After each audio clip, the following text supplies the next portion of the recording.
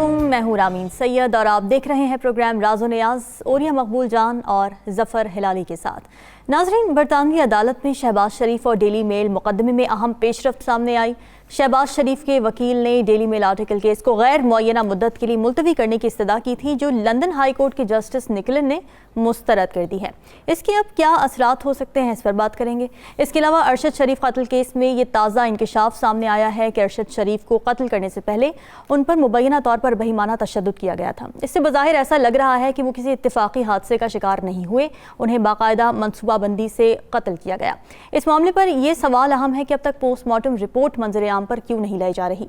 इसके अलावा PTI का लॉन्ग मार्च गुज़िश्ता रोज़ दोबारा शुरू हो चुका है, जबकि army chief general Qamar Javed Bajwa ने अलविदाई मुलाकातें भी शुरू कर दी हैं और हुकूमती ऐवानों, जलसों और लंदन में नए आर्मी चीफ की तैनाती के हवाले से सलाह मशवरे जारी हैं। तमाम मौज़ूआत पर बात करेंगे और ये सबसे पहले बात कर लेते हैं शहबाज शरीफ डेली मेल केस के हवाले से। तो इस केस को गैर मुअय्यना मुद्दत के लिए मुलतवी करवा कर शहबाज शरीफ क्या हासिल करना चाहते थे? इससे केस ख़त्म तो नहीं हो जाना था ज़ाहिर है।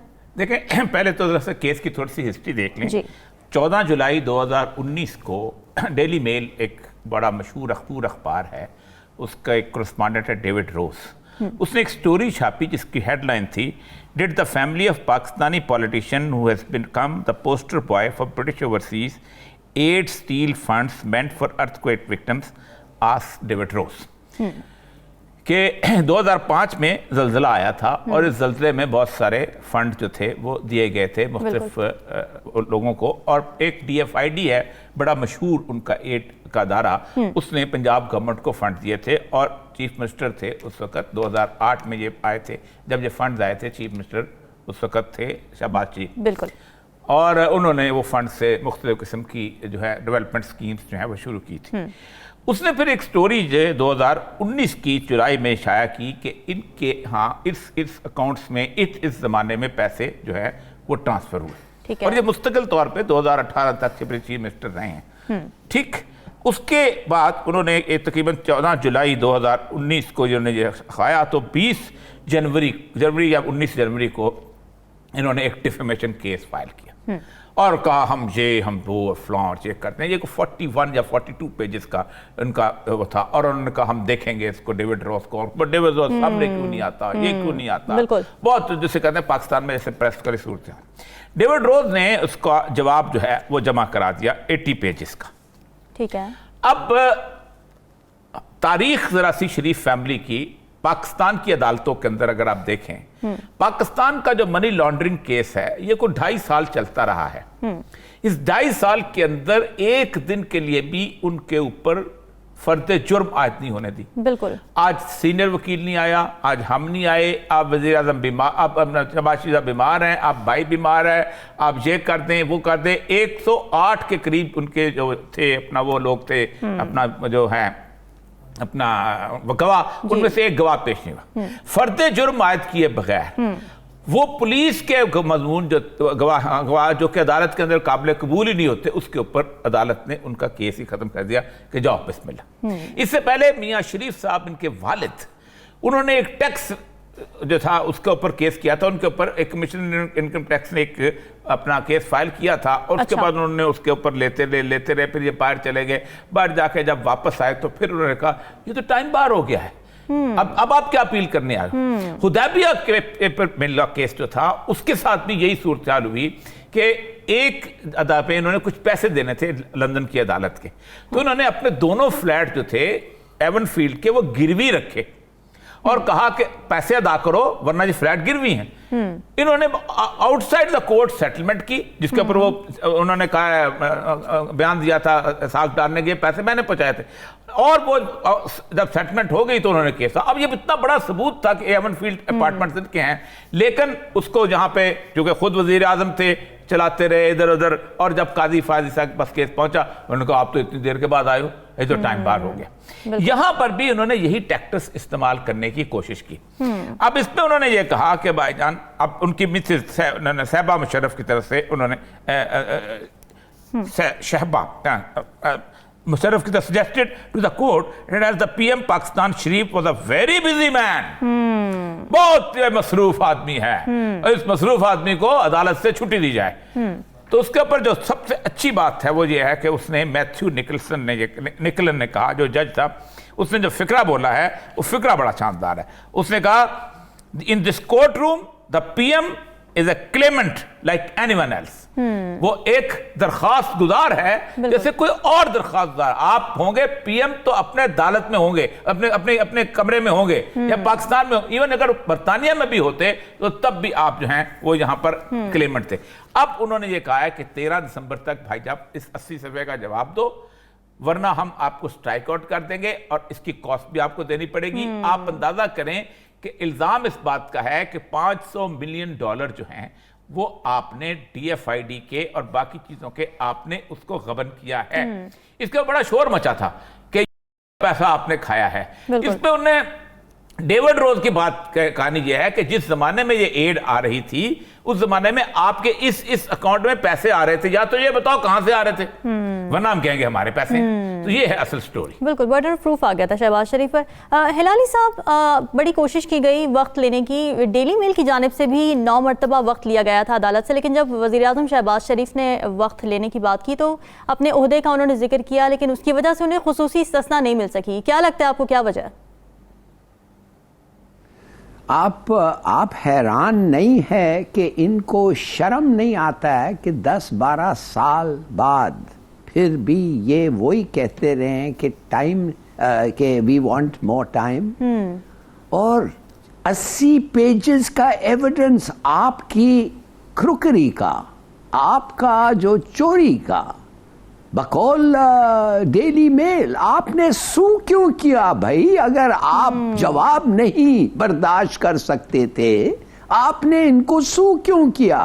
इसलिए कि पाकिस्तान को बताने, देखो मैं सू कर रहा हूं इनको, और कितने दिन से ये चुप हैं। इसकी आखिरी प्रेस कॉन्फ्रेंस ये प्राइम मिनिस्टर की जो हुई थी लाहौर में, उसमें यही कहा, देखो मैंने क्या किया है, उनका मुंह बंद कर दिया है। कोई शर्म ही नहीं है इन लोगों को। 80 पेजेस ऑफ करप्शन, और वो भी द लार्जेस्ट, सबसे बड़ा अर्थक्वेक पाकिस्तान में, इससे बड़ा जलजला और ऐसा नुकसान कभी नहीं हुआ। और सोचिए $500 मिलियन आए हैं, 100 मिलियन आप हजम कर रहे हैं। वो 100 मिलियन वो किसके थे भाई? वो गरीब के थे, तुम्हारे मुल्क के गरीब के थे। I just cannot understand। अगर पुलिस ना हो, खुदा तो है, फिर भी नहीं, कोई असर ही नहीं होता है इनको। और अब कह रहे हैं कि मैं बिजी हूं, आई एम प्राइम मिनिस्टर, लूटने के लिए तो बकौल भी। अब देखिए उन्होंने किया क्या है।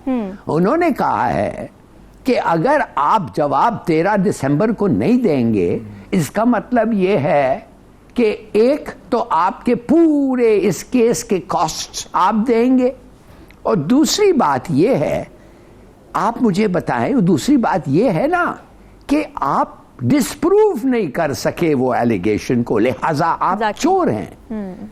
अगर ये जजमेंट उधर से आई कि लाइक्लीहुड ये है कि आपने ये हरकतें की हैं,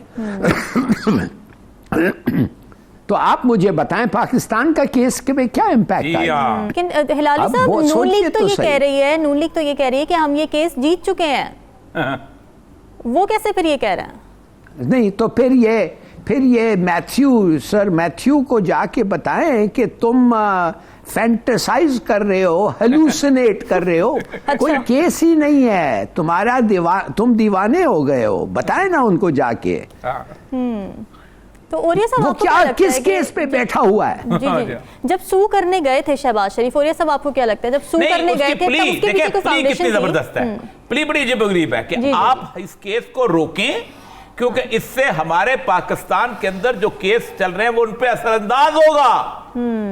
इसका मतलब यह है कि लंदन की अदालतों में जो फैसला आएगा वो पाकिस्तान की अदालतों के फैसले के ऊपर लोग उनके मुंह को आईना दिखाएंगे कि वो देखें, लंदन जैसी जगह जहां इनके ना फाइलें मौजूद हैं, ना रिकॉर्ड मौजूद है, ना लोग मौजूद हैं, ना करप्शन का पता है, वहां पर बैठे हुए बंदे कहते हैं हमने पाकिस्तान को एक चेक काट के दिया 500 मिलियन का, उसमें से 100 मिलियन पाउंड जो है वो गायब हो गए। ना रिकॉर्ड तक एक्सेस है। वो कहता और आप जवाब नहीं दे सके आप। वो सिर्फ एक उन्होंने चेक्स लगाए हैं, ट्रांजैक्शंस लगाई हैं कि भाई एक इतने सालों के अंदर इतने पैसे हमारे आए, उनमें से आपके अकाउंट में, और उन्होंने कहा बताइए ये आपका अकाउंट नहीं है, इसमें इतने पैसे कहां से आ गए? बताओ किस शुगर मिल से कमाए, बताओ क्या बकरियां बेच के कमाए, बताओ क्या तुमने रेवड़ियां बेची, मूंगफली की रेडी लगाई, कुछ बताओ तो सही। अगर ये नहीं बता सकते हो तो वो कहते हैं हमारे पैसे हैं, फिर तो हमारे पैसे किसी और के नहीं हैं, और ये टैक्स पेयर बनी है।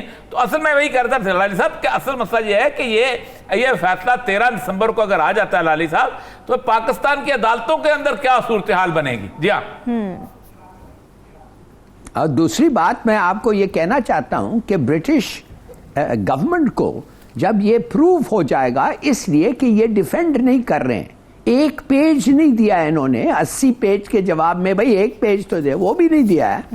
तो ब्रिटिश गवर्नमेंट कहेगी गवर्नमेंट ऑफ पाकिस्तान को कि आपके जो हमारे इदारे कहते हैं कि इसको कोई डिफेंस नहीं है in an allegation of theft, तो आप मेहरबानी से करें, आपका कोर्ट का क्या फैसला है? इसलिए कि अगर ये वाकई ये चोरी किया है इन्होंने और मनी लॉन्डर किया है, तो हम आपको बताना चाहते हैं कि इन फ्यूचर जब तक ये पैसे वापस नहीं आए विद इंटरेस्ट, इन फ्यूचर हम आपको कुछ पैसे नहीं देंगे। क्यों दें?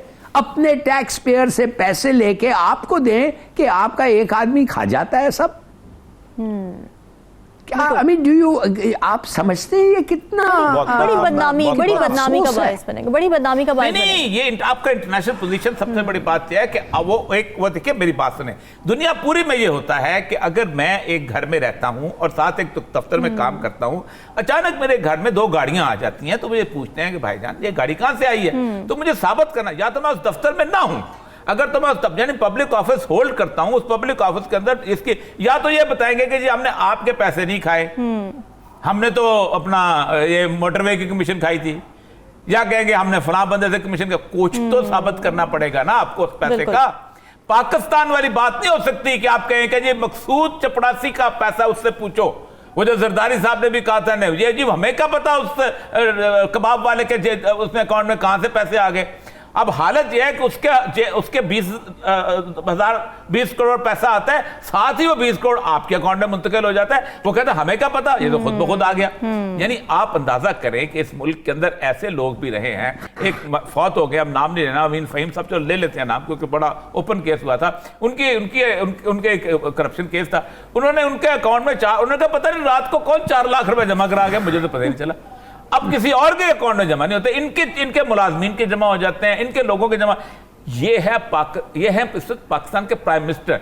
आप अंदाजा करें जब डेली मेल ने लगाया था उसको उन्होंने कहा था पाकिस्तान ऑपोजिशन लीडर, और उन्होंने फॉरेन सेक्रेटरी उस वक्त बाद वजीर आज़म बन गए बोरिस जॉनसन के साथ, बोरिस जॉनसन का पूरी तस्वीर लगाई थी इसके ऊपर, डेली मेल के ऊपर, कि ये देखे ये यहाँ आके यहाँ मिलते हैं और बरतानिया का DFID का पैसा जो है टैक्स पेयर मनी है वो खाते हैं।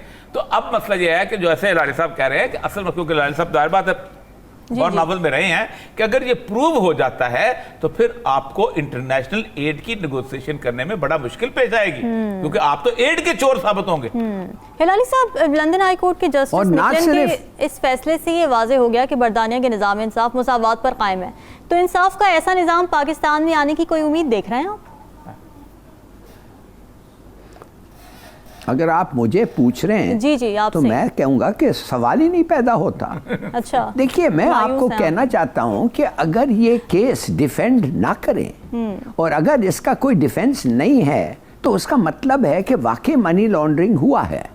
अब मनी लॉन्ड्रिंग जो है वो एक ब्रिटिश क्रिमिनल ऑफेंस है कि नहीं औरिया साहब? बिल्कुल है, बिल्कुल है। मनी लॉन्ड्रिंग इज बड़ा क्रिमिनल ऑफेंस है, और ख़ास तौर इस वक्त जब सब लोग कहते हैं कि लंदन जो है मनी लॉन्ड्रिंग सेंटर बन गया है दुनिया का, इसलिए उनके लॉज जो हैं वो इतने लैक्स हैं।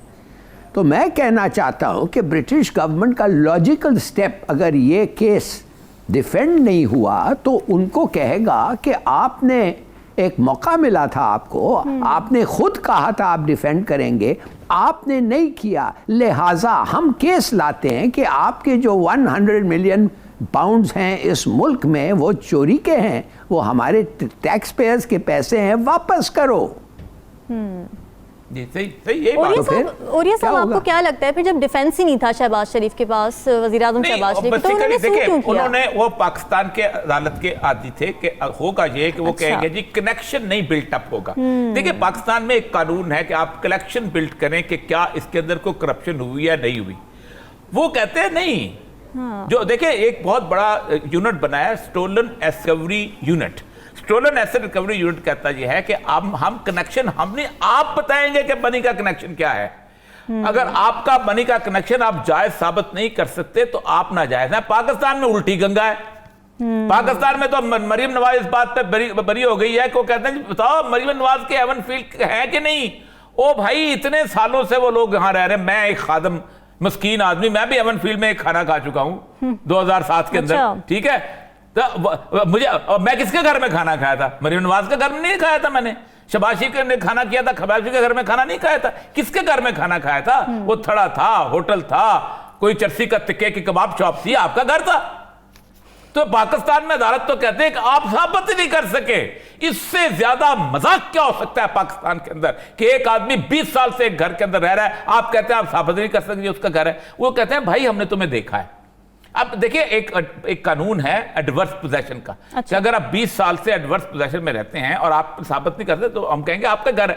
बिजली का बिल आप दे रहे हैं, ठीक है, टैक्स आप पे कर रहे हैं, उसका म्यूनिसिपल कमेटी का टैक्स आप पे कर रहे हैं, सारा कुछ आप कर रहे हैं, उसके बावजूद भी आप कहते हैं नैब तो साबित है। ये वो कहते हैं हमें ये मंतके मत बताओ। इनको आदत बड़ी हुई थी कि हम ये मंतके वहां बताएंगे कि जनाब ये तो DFID का हमने बड़ा ईमानदार। और फिर उस वक्त पता है क्या, ये सारे मरियम औरंगजेब जब कहती थी पाकिस्तान की बदनामी कर दी इन्होंने ये कर दिया, इसको PTI गवर्नमेंट ने फीड किया है, अब हमें को एड नहीं देगा, अब हमें को पैसे नहीं देगा, पाकिस्तान के मुस्तकबिल को दांव पे लगा दिया इन्होंने, आलमी तौर पे हमें बदनाम तुमने किया। तुम बता दो ये पैसे जो मेरे अकाउंट में आए हैं ये मैंने यहां से कमाए हैं, ये मैंने लोहार की भट्टी लगाई हुई थी वहां से कमाए थे। कुछ तो बताओ आप लोगों को, कहीं नहीं बताते। ठीक है, देखते हैं कि इस केस के मजीद क्या इंप्लिकेशंस निकलते हैं। नाज़रीन, डिस्कशन का सिलसिला यहीं से आगे बढ़ाएंगे। फिलहाल वक्त हुआ एक ब्रेक का। Stay with us.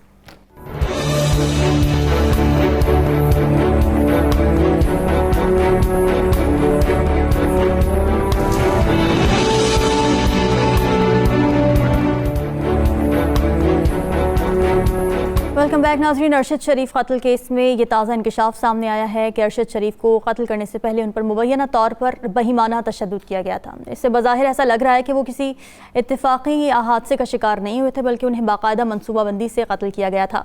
इस केस में कीनिया पुलिस की जानिब से अब तक क्या तहकीकात हुई हैं, क्या पेशरफ्त हुई है, इसी पर बात करने के लिए हमें इस वक्त ज्वाइन किया है कीनिया से crime investigative journalist Nyaboga Kiyagi. Sir, welcome to the show. Zafar Hilali sahab will proceed. How do you do? My name is Zafar Hilali, and a lot of people are watching our show, and there is incredible interest in this case in Pakistan. So we would want to hear from you. We would desperately want to hear from you. What do you think? Why do you think that this man who was killed had to be tortured for a couple of hours before he was actually killed? Do you have any information as to why they were so cruel with him? Thank you so much for the invitation. Maybe to start with, from the current investigations, from what I learned, what I gathered, it's not a fact that the journalist was tortured. Oh, he wasn't The tortured? postmortem report in Pakistan shows that there are signs of torture on his body, and his nails were removed, and there are bruises on this body. Have you ever seen the postmortem report of the Kenya? Yeah, I've seen both postmortem reports. The postmortem report. I also sat down with I've seen both of them. I've seen the Kenyan one and I've seen the Pakistan one. No, So the which one Kenyan is And correct? I can tell all those postmortems, they are talking about the same thing. I don't know where or this news that I was tortured for some hours came from, because I sat down with the pathologist. I was as well confused, and the pathologist said the same. All the reports indicate the same thing. Have you The visited same thing, by that you mean torture. His nails were pulled out. Do you have a copy of the postmortem that was conducted there? Show me where it says there was torture. I'll really appreciate if you have the copy, you share with me. Okay. The copy is there. Because the with copies that I have, Oh yes. yeah, I have the copies. No, the copy is with the So medical your- superintendent of Pakistani hospital, a big hospital, and he confessed in a TV show that the signs of the torture were seen on his body, and he confessed in front of the people and on the television show. Yeah. But one thing is, have you visited the place where Mr. Shashiv has been living, and have you interviewed those two guys? In fact, 8 hours later, after it was reported that he had passed on, he had been shot, I went to the scene of crime. And I also went to Amoda, Kenya, where he was staying, where he stayed over the weekend. And if at all there was a problem, or if at all something was if the authorities in Kenya were lying, then probably we could not be having investigations ongoing on the same. No, I mean, I have come to know, Mr. Quadri, if you have, yeah. Yes, go ahead, please. You were saying? Yeah, I'm saying, if you have a copy where it says that he was tortured, I'll appreciate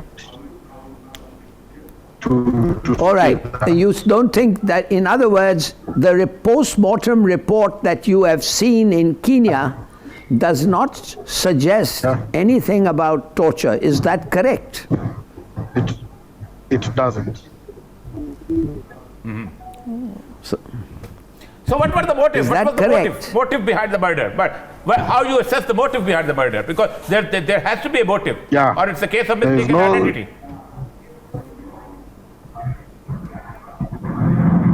That's what I told you. If at all there was something that was not adding up, then for sure the 10 GSU officers who were manning that roadblock could have not been questioned by now. But I want to tell you for sure that the investigations are ongoing. And the body that is investigating those things is not even the police. In Kenya, we have a body known as the Independent Policing Oversight Authority. That is the body that usually investigates police on matters of judicial killings, on matters of brutality and everything. And I can tell you for sure that the body will give results of what transpired. And the officer who shot the gun will be arrested. That is something you will get it from me. Well, Yeah, that's good. It's good to know that somebody as reliable as you are there to tell us exactly what is saying. But I would point out that, as you know, 2 Indians were killed in a very similar way, and 9 Kenyan policemen were indicted for their murder. And those Indians were making a documentary apparently on the corruption of Mr. Moody. And they too were killed. Mr. Who? Do you know of that case? I know of that I case. can give you the names of the two I know. gentlemen. One was Kidwai and the other was Zafrullah Ahmad Khan. I know. But I want to correct you on something. Those guys were not here in the country to make any documentary. In fact, one of them does not even live in India. One of them lives in Dubai. It's the other one who came from India. Are you getting it clear? So No, when they came to Kenya, they were working. Kindly give me some time.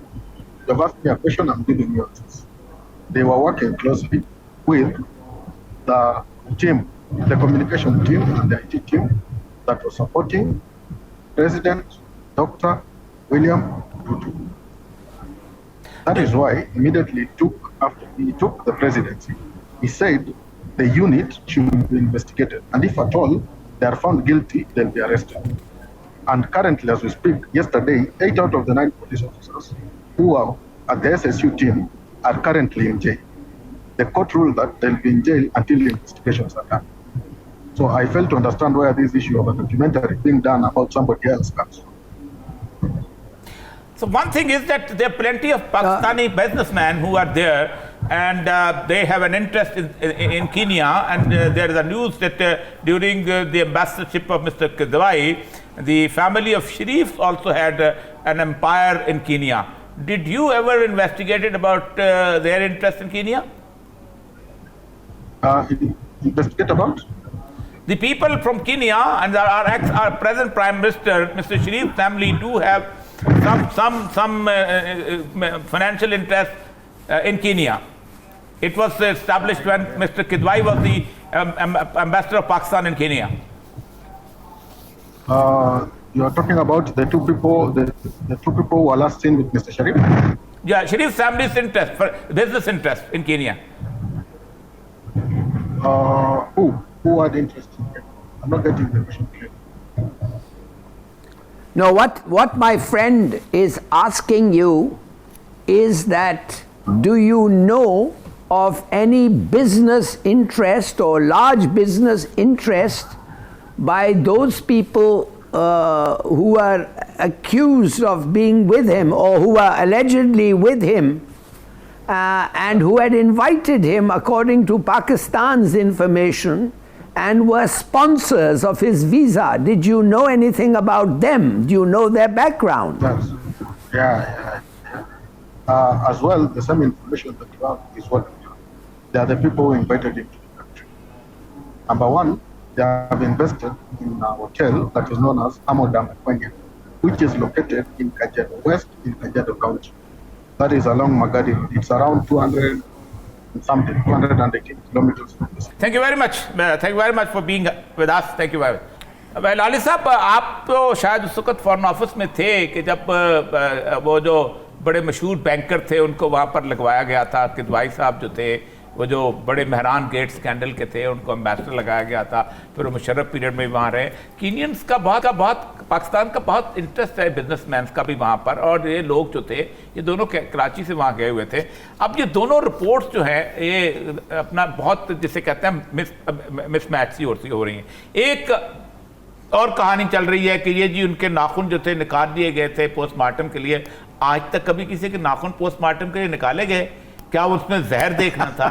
ठीक है, अगर आपने उसके पेट के swab ले लिए हैं तो फिर उसको जहर उस नाखून निकालने की जरूरत क्या है? नाखून पर तो जहर का असर जो है इन द लेटर पीरियड को मेडिकल साइंस होती है यार। एक अजीबोगरीब किस्म का एक जर्नलिस्ट था, आज उसने स्टोरी की हुई थी कि नाखून तो उन्होंने निकाल लिए थे। चलो नाखून निकाल लिए, लेकिन आप मुझे ये बताइए कि उसके जिस्म पे जो ब्रूजेस आए हैं, उसकी जो हड्डियां टूटी हुई हैं, ये सारी चीजें तो पाकिस्तान के रिपोर्ट के अंदर। सबसे ज्यादा तकलीफ दह बात यह है कि एक पोस्टमार्टम की रिपोर्ट जो है उसके हेयर्स का, उसकी फैमिली का राइट है। ठीक, वो कहते हैं, राना सनाउल्लाह साहब कहते हैं कि तो हमने कोर्ट में जमा करा दिया, आप कोर्ट से मांग लें। ओ भाई, पाकिस्तान में कमाल करते हो तुम लोग। यानी एक आदमी जो है अपनी उस जो मरा हुआ आदमी है उसका जो विक्टिम है, जो बंदा, उसके फैमिली को आप इतना भी राइट नहीं देते कि आप एक्सेस हो जाए उस सारी चीज़ों के बारे में। तो ये बड़ा तकलीफ से चीज़ है। जी हाँ, देखिए, मैं औरिया साहब, मैं 2-3 चीज़ें जल्दी से कह दूं। मर्डर केसेस में पहली चीज़ आप दरियाफ्त करते हैं कि बेनिफिशरी कौन सा है, बेनिफिशरी कौन है मर्डर का। अब अगर आप मुझे पूछें बेनिफिशरी कौन है, मैं एक चीज़ तो ज़रूर कह सकता हूं कि एस्टैब्लिशमेंट बेनिफिशरी नहीं है। ठीक, और अगर कोई बेनिफिशरी है तो लगता है ये रॉ है या नून होगा शायद, अगर बिजनेस इंटरेस्ट कुछ ऐसे हैं और वो कुछ केस कर रहा था, अगर वो थे और अगर वो कर रहा था। मगर इस्टेब्लिशमेंट को कहना कि उनका हाथ था, इट मेक्स नो सेंस। दूसरी बात, इस्टेब्लिशमेंट का तो हाथ किधर है हमारी इन्वेस्टिगेशन टीम जो गई थी उधर, जिसमें एक आदमी, वो शायद उमर शायद भी था, जो किताबें लिखता है ऐसी चीज़ों पे। मैं जानना चाहता हूँ वो किधर है, वो टीम का रिपोर्ट किसको दिखाया है, वो रिपोर्ट को क्या माँ को क्या वो रिपोर्ट पहुंचा है? देखिए, माँ को उसने सही रीज़न बताया होगा कि मैं क्यों छोड़ के जा रहा हूँ। बताएं आप क्यों छोड़ के जा रहे हैं? देखिए अपना हलारी साहब, सबसे वो पहली बात यह है कि 17 तो उसके खिलाफ रिपोर्ट्स हुई हैं थानों में। अब ये पाकिस्तान में एक फैशन बन गया हुआ है कि एक आदमी को तंग करना है तो मतलब मैं और ये मकबूल जान जो है या जफर हिलाली ने बात की है तो एक मेरे को खास में एक बंदा कहता है जी मुझे बड़ा दुख हुआ है इस पे, मैं दरखास्त ये पाकिस्तान के खिलाफ बात की है। एक आदमी जो है उसको गिलगित बल्तिस्तान में मुकदमा करता है, तो इसको कम से कम इसको तो सुप्रीम कोर्ट ने ये तय होना चाहिए भी एक मुकदमा हो जाए, उसको एक जगह रखो और जहां वो है उस जगह वो, ताकि उसको डिफेंड कर सके। एक तो सुप्रीम कोर्ट को सुओ मोटो लेके ये प्रेसिडेंट कायम करना चाहिए और उसके ऊपर इंस्ट्रक्शन देना चाहिए अदालतों को भी और बाकी जो इसके क्रिमिनल जस्टिस के लोग हैं। दूसरी अहम तरीन बात यह है कि इस सारे केस के अंदर उसने सुप्रीम कोर्ट के चीफ जस्टिस को खत लिखा है और खत लिखा है और उसने कहा है कि भाई मेरी जान खतरे में है, मुझे बचाएं। और वो खत अब तो ओपन हो चुका हुआ है। अब मसला यह है कि एक आदमी अगर खत लिखता है और जिस आदमी के मरने के बाद यानी उस खत से पहले ही सुओ मोटो ले लेना चाहिए था, उसकी पर्सनल सेफ्टी का मतलब जिस बंदे के इसमें लाखों जनाजा होता है उसके पब्लिक के अंदर ये, अब तो उस खत के ऊपर एक्शन हो जाना चाहिए था कि क्या सूरत हाल है। करेक्ट, बिल्कुल। और ओरिया साहब आपको क्या लग रहा है कि जो पोस्टमार्टम रिपोर्ट जी साहब को सुन जी बोलिए आप। देखिए मैं आपको एक चीज बताना चाहता हूँ, सीधी सादी बात है कि आपने कहा अभी ओरिया साहब कि वो चीफ जस्टिस को लिख के कहा है कि मेरे खिलाफ बहुत चार्जेस हैं, मेरे को थ्रेट्स आ रहे हैं। क्या थ्रेट्स आप बता प्लीज। 17 अगर उसको डिफरेंट थ्रेट्स हैं तो कुछ बता सकते हैं क्या थ्रेट्स थे, वो सीक्रेट क्यों है वो थ्रेट्स भाई? देखिए मसला सारा ये है कि उससे पहले वो उसकी बीवी जो चुवैजा सिद्दीक हमारे साथ कॉलम निगाह रहे हैं यहाँ पर, उन्होंने कहा अरशद बहुत शर्मीला आदमी था। उसने मुझे एक दफा कहा कि मुझे मार से डर नहीं लगता, मुझे नंगा होने से बहुत डर लगता है। जो आजकल ये रिवाज पड़ गया है कि नंगा करते हैं, मुझे बड़ी तकलीफ होती है, मैं भाग जाना चाहता हूँ। उसकी बीवी ने खासतौर पर थ्रेट का जिक्र किया है, उसकी मां ने थ्रेट्स का जिक्र किया है। उसने कहा है कि मेरे पीछे लोग लगे हुए हैं। अब इसमें मसला सारा ये कि एस्टैब्लिशमेंट को एक तो रोक दें, मतलब ये कि गवर्नमेंट किसकी थी, वजीर दाखिला कौन था, प्राइम मिनिस्टर कौन था, और सबसे बड़ी बात यह है कि वो किसके खिलाफ बोल रहा था। एस्टैब्लिशमेंट के खिलाफ तो नहीं बोल रहा था, वो तो इनके खिलाफ बोल रहा था। वो तो करप्शन केसेस किसके निकाल रहा था, इन्हीं के निकाल रहा था। और किसके निकाल रहा था? आप उसके सारे प्रोग्राम देख लें। और आपने देखा है कि जो लोग कस्टम केस, जो लोग करप्शन केसेस को इन्वेस्टिगेट करते हैं, हाँ, उनको हार्ट अटैक आ जाता है। जी हाँ, आपको पता है ना? जी मैं तो उस कमरे में रहा हूँ जिस कमरे में जी हाँ, मैं तो फेडरल लॉज के उस कमरे में रहा हूँ जिस कमरे में वो नैब का बंदा जो था, जो करप्शन केसेस कर रहा था, इसके अपना प्राइम मिनिस्टर, अब तो जो स्पीकर है हमारे परवेज अशरफ साहब के, उसको हार्ट अटैक आ गया। इसी तरह कई इन्वेस्टिगेशन, ये हमारा जो बेचारा जिस अपना डॉक्टर जो है, डॉक्टर अभी जो शहबाज शरीफ साला केस जो कर रहा था, रिजवान जो था, वो 2 दिन पहले मुझे मिला, मौत से 2 दिन पहले। उसने कहा मुझे फोन आया है कि ये जहां तुम्हारे बच्चे पढ़ते हैं हम इनको जानते हैं कि कहां बन, और उसके बाद उसके वालिद ने कहा कि उसके बाद आके उसकी तबीयत खराब हुई, फौत हो गया। यानी आप अंदाजा करें कि आप गवर्नमेंट बदलती है और एक इन्वेस्टिगेटर को कहते हैं सुबह आप प्रोसिक्यूटर को कहते हैं सुबह आप नहीं आएंगे अदालत के अंदर, इस बंदे को आकर तब्दील कर देते हैं और आपका मनी लॉन्ड्रिंग केस साफ हो। यार इस मुल्क में कोई तो इंसाफ होगा यार। आप एक बंदा आपका 36 साल आपका काम करता है, आप उसको दुबई बुलाते हैं, दुबई जाते हैं, उसको अचानक पता नहीं क्या होता है, हार्ट अटैक होता है, फौत हो जाता है मकसूद चरबासी। आपके पास वो 25,000 पे 20,000 पे बेचारा गरीब आदमी मुलाजिम रहता है। फिर अभी इस बात मुझे बताइए, अरशद शरीफ ने किसके खिलाफ बातें की थी? आप ये अब तारीख उठा ले, इमरान खान के खिलाफ भी किए बहुत नहीं, तो फिर ये जो नहीं औरिया साहब, ये जो इनके जो दोस्त हैं, ये मोईद पीरजादा और शाकिर जो भी है, हाँ, और वो सुना है वो भट्टी भी अभी चले गया है नॉर्वे। मैं ये पूछना चाहता हूँ इन लोगों को, तो बताओ तो सही, तुम लोगों के खिलाफ क्या चार्जेस थे, क्या थ्रेट्स थे, किधर से आए थे? ये बताओ कि अगर इमरान रियाज ने भुगता है ना जी, इमरान रियाज ने भुगता है ना जी, पिंडी से वो बेल कराता है, अटक चला जाता है, अटक से बेल कराता है, किसी और जगह चला जाता है। आखिर के एक जर्नलिस्ट के पास कितने पैसे होंगे कोई इनकी केसेस भुगता फिरे? पहली बात उसने भुगता है, उसने थाने के अंदर उसको जिस तरह उन्होंने कहा है, जिस तरह उसके साथ सलूक किया, वो बेचारा बताते हुए तकलीफ होती है उसको। ठीक, उसके बाद आप खुद देख ले कि आप बाकी लोगों के साथ आपने क्या सलूक किया है इसके साथ। उनको चले गए। देखो ना, अरशद शरीफ बेचारा, उसका मतलब यह था कि उसने कोई वीजा नहीं लगवाया हुआ था, वो कभी सोचता ही नहीं था कि मैं चलो मुझे जाना पड़ेगा। जब से साबर चाकर वगैरह ने वीजा लगाया हुआ था, उसके साथ मोहित पीरजादा तो खैर ब्रिटिश नेशनल है, वो चले गए वहां पर। इसका तो वीजा नहीं था, इसको दुबई जाना पड़ गया और दुबई से वीजा उसका खत्म हुआ, वहां चला। नहीं, जी जी नहीं, माफ करिए, मैं आपको रोकना चाहता हूं इधर। मुझे तो पता चला है कि यही दो लोग जिसके पास गया था उनको मिलने के लिए, यही दो इंसान जो थे, इन्होंने उसको स्पॉन्सर किया था। And before he left Pakistan, जी यही बिफोर ही लेफ्ट पाकिस्तान, जी बिल्कुल ठीक है, यही स्पॉन्सर तो उन्होंने कीनिया के लिया था, but he stayed in Dubai. पहले वो दुबई में रुका रहा कुछ, फिर उसके बाद वो कीनिया गया है। नहीं, जी कीनिया बाद में मतलब है डायरेक्टली भी जा सकता था, लेकिन he stayed in दुबई। और आपकी जो बात है बिल्कुल सही है, और लेट मी सेकंड दैट। देखिए, बेनज़ीर भुट्टो को जब मैं उनके साथ काम करता था तो मैंने उनसे पूछा कि आप क्या है जो आप आप लोग एक के खिलाफ। कहती है, देखो मेरे खिलाफ 5 केसेस हैं, एक है क्वेटा में, पिशावर में, कराची में और लाहौर में। और ये सेट अप करते हैं एक दिन 1.5 दिन छोड़ के। एंड अगर ये केसेस को ख़त्म ना हो, it's like I am travelling all the time.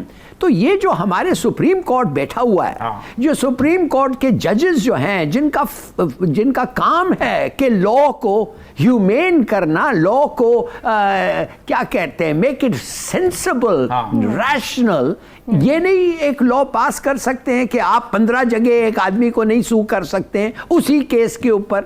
और ये जो इनका FIR होता है almost word to word the same होता है। खुदा के लिए इस मुल्क में ये कानून का कुछ करें। सही बात। डबल जेपरडी बड़ा मशहूर कानून नहीं होता, बस बार छोड़े। बिल्कुल आम लेजिस्लेशंस की जरूरत है। नाजरीन, यहाँ वक्त हुआ एक ब्रेक का, स्टे विद अस।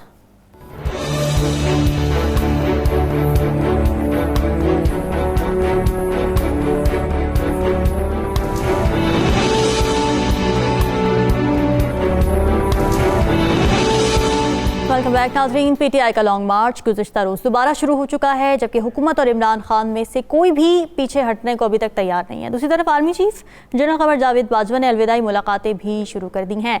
और ये सब लॉन्ग मार्च दोबारा शुरू कर दिया गया है और इमरान खान ने कहा है कि फिर उन्हें निशाना बनाने की कोशिश होगी। तो क्या देख रहे हैं, मामला किस तरफ जाते महसूस होते हैं?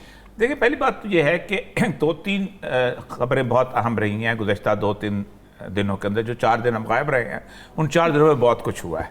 उन 4 दिनों में एक तो यह है कि शहबाज शरीफ साहब जो शर्म शेख में गए थे और वो उन्होंने बड़ी खबरें लगाई कि वो जो बाइडन से मुलाकात करेंगे और वो जो अपना क्या नाम है, वो जो बरतानिया का प्राइम मिनिस्टर जो है वो आ रहा है, उससे भी मुलाकात करेंगे और ये बहुत ज़बरदस्त किस्म की मुलाकातें होंगी।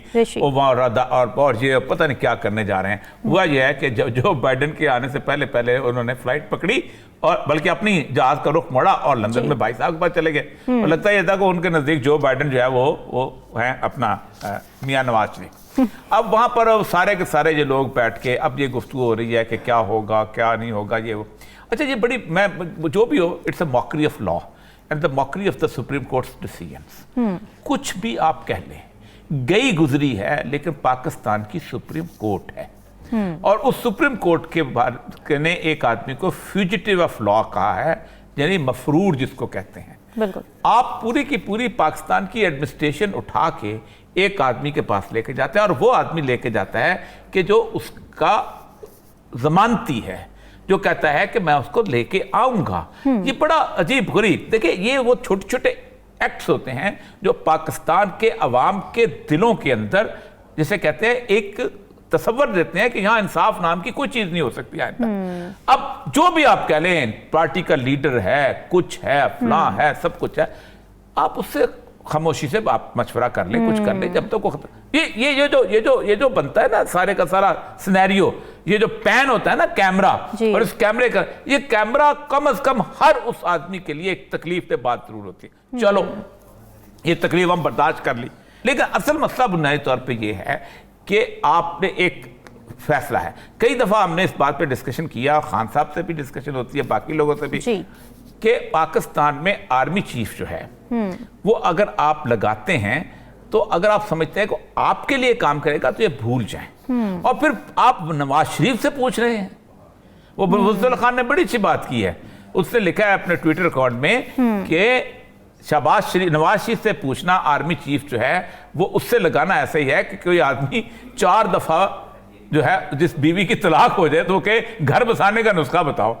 यानी 4 दफा जिस बंदे ने आर्मी चीफ लगाया हो और वो खुद ही उसे कान से पकड़ के निकाल दें तो ये क्या चीज है। तो एक तो बात यह है कि जो भी आर्मी चीफ आएगा, पहली बात तो यह है कि अपने अदारे के उसकी इज्जत और वकार की बहाली करेगा।